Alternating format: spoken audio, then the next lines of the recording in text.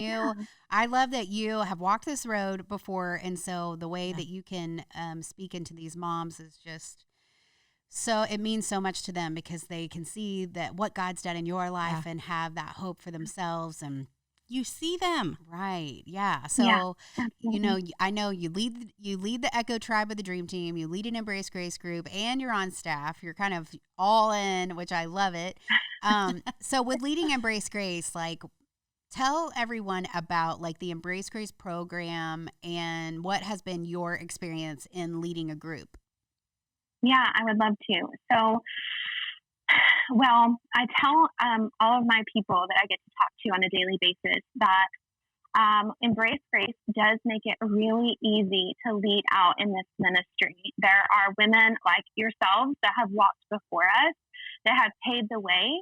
And so it really is like a big, huge family, and we get to glean from each other, spur each other on.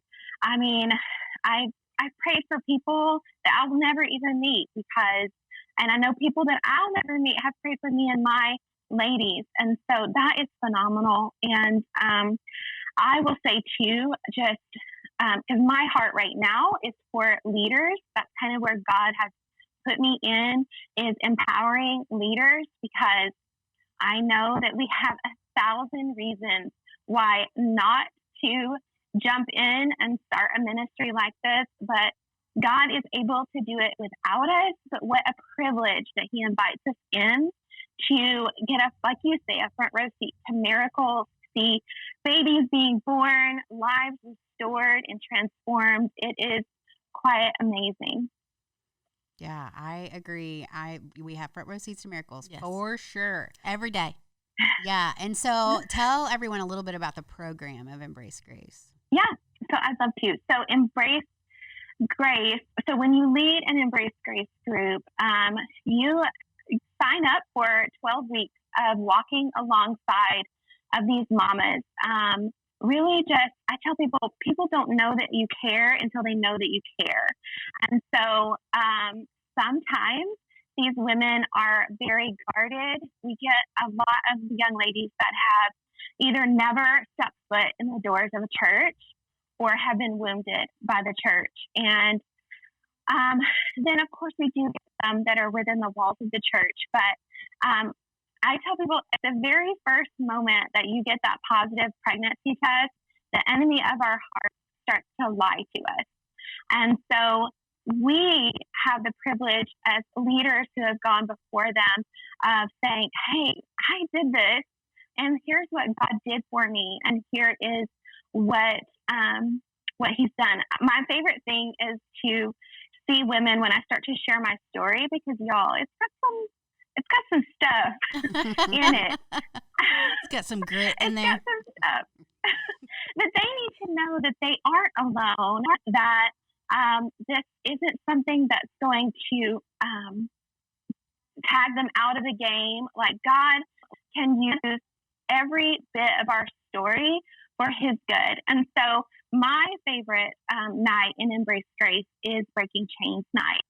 It is where we've walked with these ladies for 10 weeks and really talked about some hard things in our lives, but we've introduced them to their Savior and who He is, what He really says about them and their babies, and He is for us and not against us. And so that night we encourage them to really think about some strongholds in their lives, some things that are holding them down and holding them captive, and then say them out loud, because when we say them out loud and we bring it into the light, the enemy no longer has power over it, and God can use it.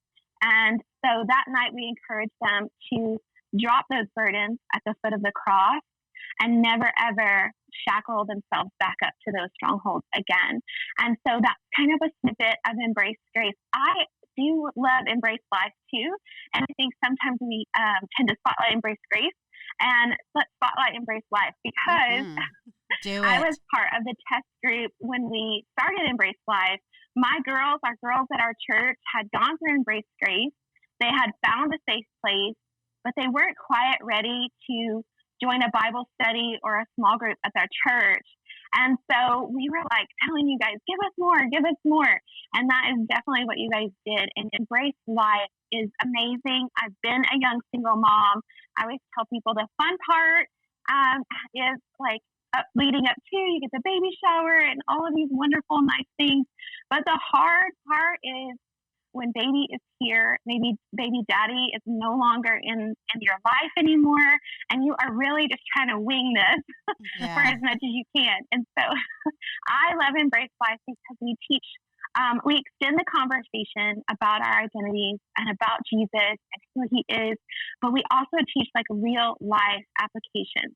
Spending time daily in the Word, alone with the Lord, letting him fill you back up, budgeting our money, meal planning, and all of those wonderful, amazing things. And then what I'm really excited about that we've been praying about for a long time is Embrace Legacy. I am super excited that is coming out because we were seeing at my group, even dads coming, dropping mom off, and then we didn't have a place for them. And these guys are called to be the spiritual leaders of their homes.